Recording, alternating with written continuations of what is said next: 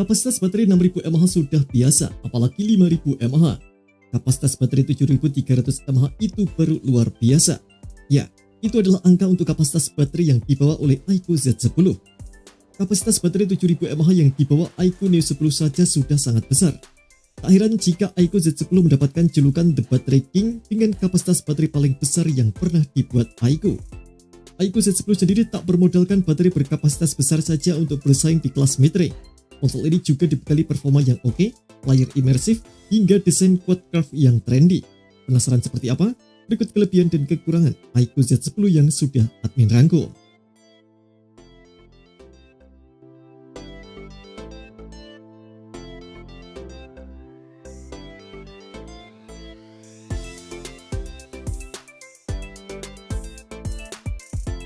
Tak tanggung-tanggung, iQOO Z10 ini membawa baterai berkapasitas 7300 mAh. Ini adalah kapasitas paling besar yang pernah dibuat iQOO. Bahkan ponsel ini sampai mendapatkan rekor muri sebagai HP dengan kapasitas baterai terbesar di Indonesia. Julukan The Battery King tampaknya bukan isapan jempol semata. Meski kapasitasnya terlampau besar, hal ini tak membuatnya jadi punya bodi tebal dan berat. Sebab baterainya ini sudah pakai teknologi anoda silikon Bluevolt generasi ketiga.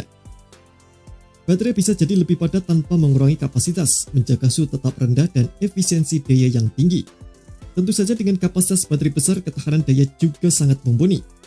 iQOO Z10 diklaim mampu bertahan hingga 35,5 jam untuk pemutaran video, 24,9 jam untuk video streaming, 15 jam untuk bermain game, dan 8 jam untuk perekaman video terus-menerus.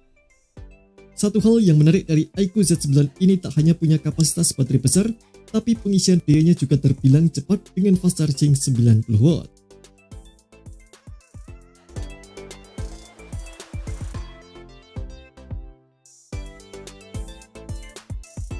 iQOO Z10 ditenagai oleh Snapdragon 7S generasi ketiga, versi sederhana dari Snapdragon 7 generasi ketiga dengan kecepatan speed yang lebih rendah. Chipset ini juga jadi penerus dari Snapdragon 7S generasi kedua jika dilihat dari penamaannya. Qualcomm menjanjikan beberapa peningkatan menarik, misalnya performa CPU yang naik 20%, GPU yang lebih cepat 40%, performa AI yang lebih optimal hingga 30%, sampai efisiensi daya keseluruhan 12% lebih baik. Untuk arsitekturnya sendiri, Snapdragon 7S generasi ketiga ini dirancang dengan fabrikasi 4 nanometer bikinan TSMC, sedangkan CPU yang dipakai berjumlah 8 dan dibagi ke dalam 3 klaster. Klaster pertamanya diisi satu core Cryo Prime berbasis Cortex A720 dengan kecepatan 2,5 GHz untuk sumber performa utama. Klaster kedua terdiri dari 3 core Cryo Gold berbasis Cortex A720 dengan kecepatan 2,4 GHz yang juga berperan sebagai inti performa. Lalu klaster terakhir berjumlah 4 core Cryo Silver berbasis Cortex A520 dengan kecepatan 1,8 GHz untuk efisiensi dayanya. Chipset ini mengandalkan Adreno 810 dengan frekuensi 1050 MHz untuk kartu grafisnya. Chipset Snapdragon 7S generasi ketiga di iQOO Z10 ini dikombinasikan dengan RAM 8 atau 12 GB dengan memori internal 128, 256 GB atau 512 GB.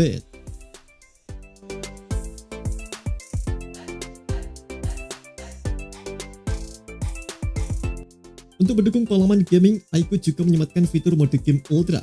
Mode ini akan membantu mengoptimalkan performa yang dihasilkan. Klaimnya juga menyebutkan bahwa beberapa game MOBA seperti Honor of Kings atau Mobile Legends bisa dimainkan stabil di 120 FPS. Sementara untuk jenis game lain ada dukungan seperti gyro hardware yang responsif.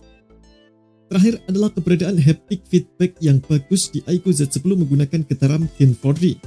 Hal ini membuat pengalaman bermain game akan jadi lebih menyenangkan, bukan hanya getar yang bikin geli saja.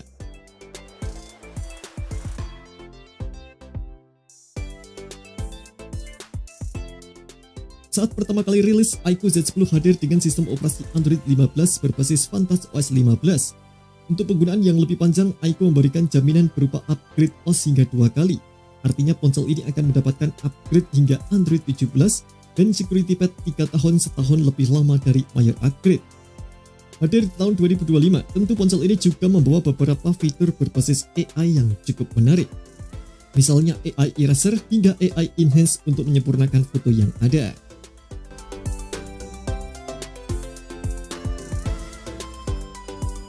iQOO Z10 hadir dengan kualitas visual yang mantap untuk penggunaan sehari-hari. Panelnya sudah pakai AMOLED dengan resolusi Full HD+, Ukurannya terasa pas yakni 6,77 inci sehingga kerapatannya cukup tinggi di 388 ppi. Layar iQOO Z10 juga diklaim memiliki color gamut P3 dan dukungan HDR saat streaming di Netflix dan Amazon Prime. Hal ini tentu jadi kabar baik buat Anda yang suka nonton film. Kecerahannya juga termasuk tinggi, yakni di angka 5000 nits. Untuk kenyamanannya, layar ini sudah mendukung refresh rate 120Hz yang adaptif. Artinya, angka ini bisa berubah secara otomatis sesuai apa yang dilakukan pada layar.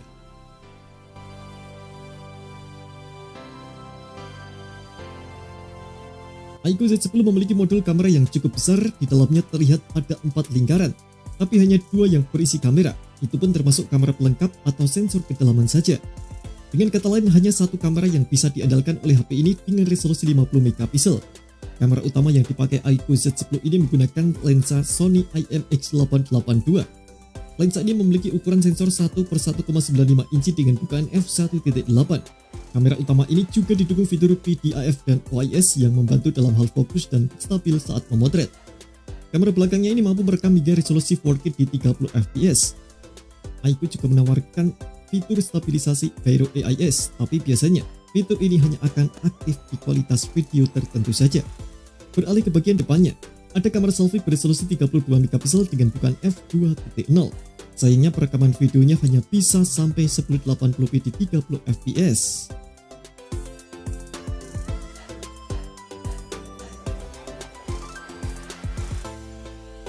iQOO Z10 hadir dengan tampilan desain yang cukup menarik di mata. Bagian modul kamera berbentuk lingkaran besar ini cukup menarik perhatian. Tampaknya ponsel ini mengambil inspirasi langsung dari HP Vivo kelas flagship yakni Vivo X200 series. Bedanya tentu tak semua lingkaran di dalamnya berisi kamera. Hal menarik lain dari desain iQOO Z10 adalah penggunaan quad curve pada bagian bodinya. Hal ini membuat pengalaman saat menggenggam akan jadi lebih nyaman. Anda tak akan merasakan tepi bodi yang tajam seperti HP kebanyakan. Material bodinya pun masih pakai plastik dengan finishing halus. iQOO Z10 menawarkan 2 varian warna yakni Quantum Silver dan Nitro Black. Untuk ketebalannya, ponsel ini hanya ada di angka 7,9 mm dengan bobot 199 gram. Di samping itu, iQOO Z10 juga memiliki durabilitas yang cukup baik. Misalnya keberadaan sertifikasi IP65 yang membuatnya tahan debu dan percikan air, serta ketahanan sertifikasi MIL STD810H yang membuatnya lebih tangguh dan kokoh meski terbentur atau terjatuh.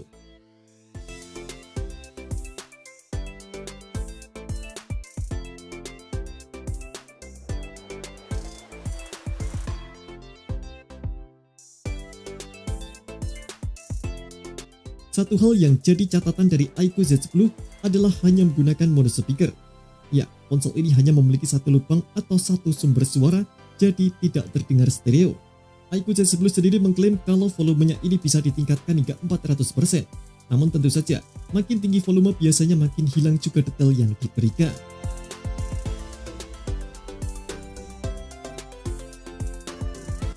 Sebelumnya sempat disebutkan bahwa iQOO Z10 hanya mengandalkan satu kamera. Hasilnya memang cukup baik untuk di kelasnya, belum lagi dukungan OIS yang cukup mumpuni. Hanya alih-alih menggunakan kamera ultrawide sebagai pendamping, ponsel ini justru hanya memakai sensor kedalaman. Padahal, kamera ultrawide ini jauh akan lebih berguna. Misalnya untuk memotret ala gedung atau view lain yang butuh sudut pandang lebih luas.